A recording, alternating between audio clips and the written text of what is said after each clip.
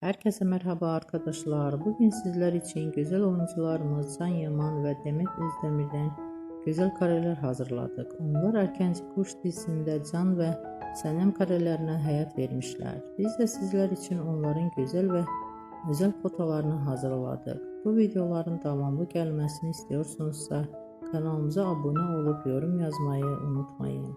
Hoşça kalın.